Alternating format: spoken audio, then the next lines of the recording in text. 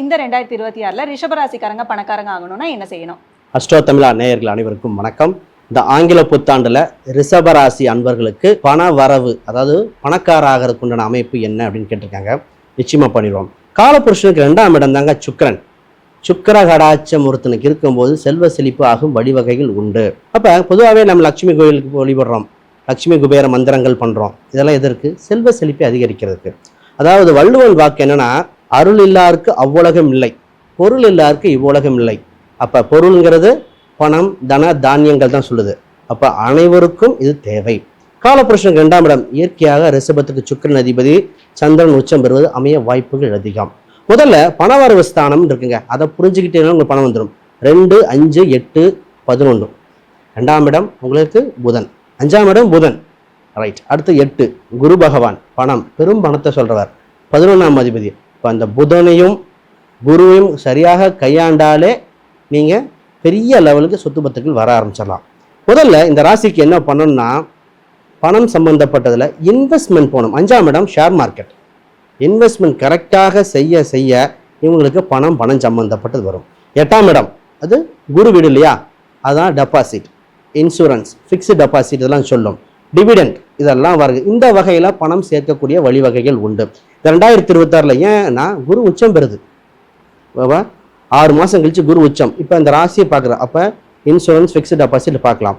பொதுவாக ஒரு சிலருக்கு ஒரு சில பேங்க் அக்கௌண்ட் செட் ஆகும். நீங்கள் நம்பி ஒத்துக்குவீங்கன்னு நினைக்கிறேன். ஒரு சில பேங்க்கில் மட்டும் பணம் நிறையா இருக்குது, 2 பேங்க் அக்கௌண்ட் வச்சுருக்கேன், ஒன்று நல்லா இருக்குது, ஒன்று நல்லா இல்லை, ஏன் அப்படின்னு கேள்வி வரும். நம்ம அதையும் பார்த்துட்டு நம்ம பரிகாரத்து போவோம். பொதுவாக பார்த்தீங்கன்னா இந்த ராசிக்கு கரூர் வைசியா பேங்க் ரொம்ப செட் ஆகுங்க. அதே மாதிரி பஞ்சாப் நேஷனல் பேங்க், இந்த அக்கௌண்ட் வச்சு பாருங்களேன், எந்த பேங்க் இருந்தாலும் இது உங்களுக்கு சூப்பராக செட் ஆகும். அப்போ இந்த ராசிக்கு இந்த பேங்கிங் செக்டர் நல்லா இருக்கும். இல்லை சார் நான் கிராமத்து பக்கம் இருக்கேன், அப்போ யூனியன் பேங்காக இருக்கலாம், கூட்டுறவு வங்கியாக இருக்கலாம். ஏன்னா கூட்டுறவுனா புதனை கூட்டுறவு. இந்த வகையில் பேங்க்கில் அக்கௌண்ட்டில் ஒன்று வச்சு பாருங்கள். டிரான்சாக்ஷனுக்கு கீழே கமெண்ட் கூட போடுங்க. இதுதான் பேசிக் சுச்சமம். பொதுவாகவே உங்களுக்கு பெருமாள் அம்சங்கள், பெருமாள் வழிபாடுகள் மிகுந்த யோகமாக இருக்கும். நீங்கள் இருக்கிற இடத்த எப்படி சூஸ் பண்ணால், பார்க் அருகில் நீங்கள் வீடு வாஸ்து எல்லாமே வரணும். ஒரு பார்க் அருகில், ஸ்கூல் பக்கத்தில் இந்த 2026 சூஸ் பண்ணி அந்த இடத்துக்கு போகணும். ஒரு பெருமாள் கோயில் வழிபாடு அதிகமாக பண்ண நிச்சயமாக செல்வ செழிப்பு வந்துகிட்டே இருக்கும்.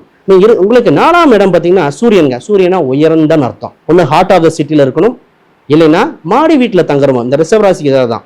சுக்கிர கடாட்சம், அப்போ சுக்கிரனாலே துணி வகைகள், கடை வீதிகள் இதெல்லாம் குறிக்கும். இந்த மாதிரி ஏரியாவில் இந்த ராசிக்காரங்க சூஸ் பண்ணிக்கங்க. இதெல்லாம் உங்களுக்கு ஒரு சூட்சமங்கள்.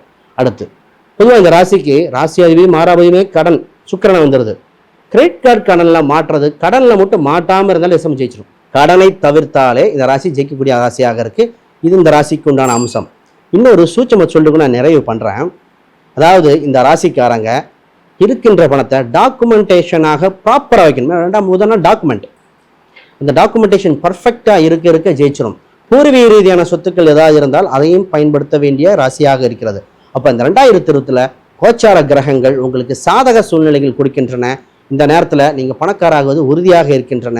இந்த ராசியில் இயற்கையாகவே பிறக்கும் பொழுதே உச்சமாக பிறந்தவர் ரிஷபராசிங்க. எந்த ராசியும் இல்லை, ஆனால் ராசிங்க தான் உச்சமடையுது. அப்போ பிறக்கும் பொழுதே வலுவாக பிறந்தவங்க, பிறக்கும் போதே தனாதிபதி சுக்கிரனாக இருந்தவங்க நிச்சயமாக இந்த வருஷம் சிறப்பாக அமைகின்றது. ஆக சரியான காலகட்டத்தில் ஒரு லட்சுமி குபேர மந்திரங்கள், கனகதாரா சூத்திரங்கள் மட்டும் கேட்டுட்டு வாங்க. பெருமாள் கோயில் முடிஞ்சால் ஸ்ரீரங்கம் மட்டும் சென்று வாங்க, மிகுந்த சிறப்பாக இருக்கும். அனைவருக்கும் வணக்கம். நீங்களும் இந்த வருஷம் பணக்காரங்க ஆகக்கூடிய வாய்ப்புகள் நிறையவே இருக்குது. கண்டிப்பாக ட்ரை பண்ணி பாருங்கள். ஸோ தொடர்ந்து சுவாரஸ்யமான ஜோதிடம் மற்றும் ஆன்மீக ரீதியான விஷயங்களை தெரிஞ்சுக்க நம்ம அஸ்ட்ரோ தமிழா சேனலை ஃபாலோ பண்ணிக்கோங்க.